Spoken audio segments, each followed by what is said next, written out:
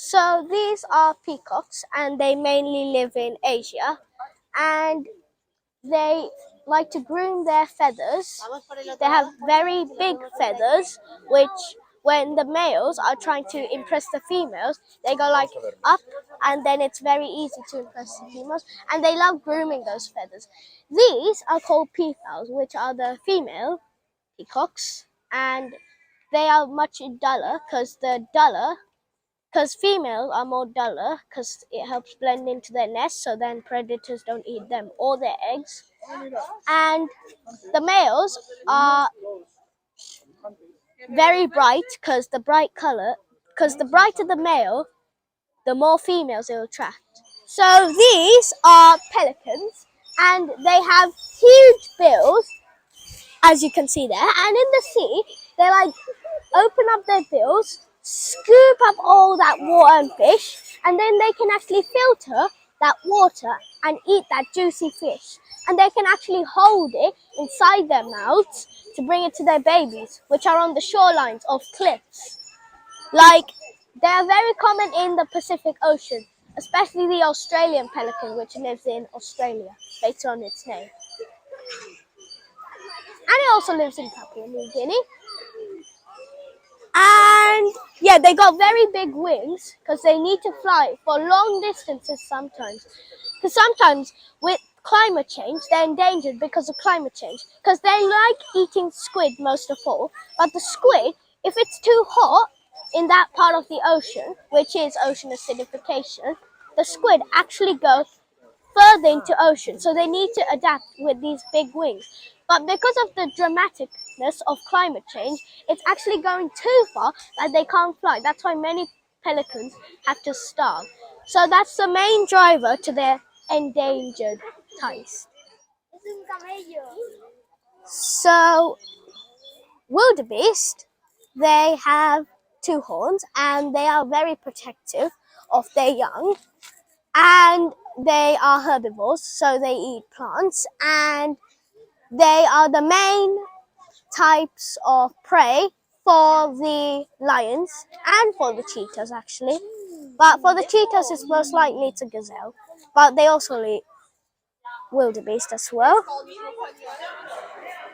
So this is exciting. We're going into the tropical forest zone of the Barcelona Zoo.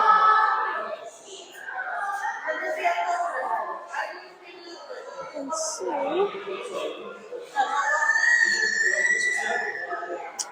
This is a type of pigeon. It's a wild one, and they live in South America in the Amazon rainforest. And they are blue, which is very unusual, but it's interesting.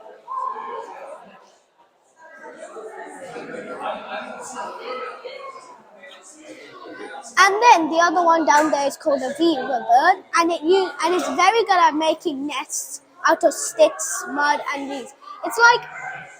It's like one of those people who sew clothes. They are very good at knitting. So down there is a hornbill, and hornbills live in lots of different tropical rainforests, ranging from Indonesia to South America, and hornbills have these very big horns. There is a very beautiful one in Indonesia, and it lives in Borneo.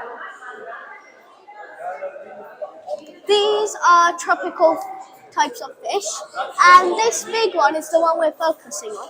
It uses sand to make its nest. So you can see it's got this big mouth. It grabs the sand, and it puts into a form where they can lay its eggs, so it can mate and have young. And you can see there's lots of little fishes. You can see this is like the smallest I can see. And you can see up here, there's some bamboo, which usually falls off in Madagascar. So these are from Africa, because they live in Madagascar, off the coast of Madagascar. And there's bamboo shoots in those areas, so like bamboo shoots fall off.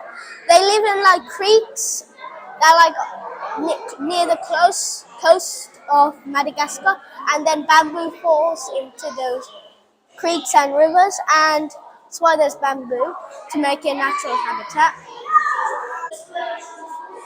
You can see it's got some very blue feathers. If you go to South America, you can see like very bright blue feathers. This is just like a star. It's like a female, this one, because it's not as bright. But the blue ones, they can be like turquoise. So this is a mother bird, and it is a crescent, and it has been eating some food. As you can see, there's a banana, and I think there's a mango or an apple down there. And they are very cute and fluffy. So this is a type of hornbill that comes from parts of Southeast Asia, and they are very cool. There are lots of different types of hornbills that range from different rainforests and different continents and different parts of continents as well. And it's the end of the rainforest area. So you might see there's a hippo down there, and there's also a hippo in the water down there. Might be able to see there's like a gulp of water. That's the hippo. And should I tell you some cool facts about hippos? Well, first of all, hippos, their skin is very, very sensitive. Much more sensitive than your skin. So they can get sunburned much easier. So, to help them with that, they produce a mucus, which is like their natural sunscreen that they put on their bodies and make them be cool. That is also why they always spend time in water. And guess what? They are nocturnal herbivores. You might think, hippos are like the second most dangerous animal in Africa, but it turns out they're not man-eaters. They're actually herbivores. And they come out at nighttime to have like these grasses. And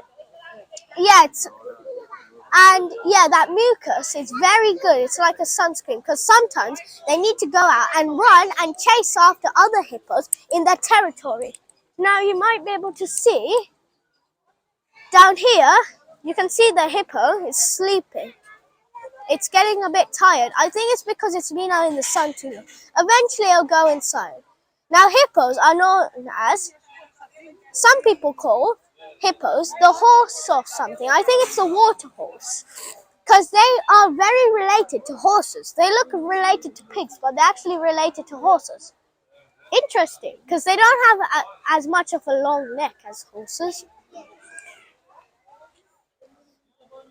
And they've also got very good hooves, so they can go into the sand and run after their opponents. And they live in Africa. So yeah, that was very interesting. So guys, this is a tortoise, and tortoises have huge shells. Now this is like, I think this is the first time we've ever covered a tortoise in one of our episodes. So this is very interesting to see a tortoise. And it has got a very big neck, and it's good. And it's a herbivore, so that means it'll eat this grass. And yeah, they are very slow, like you would usually talk about. You can see down there, there's like huge claws.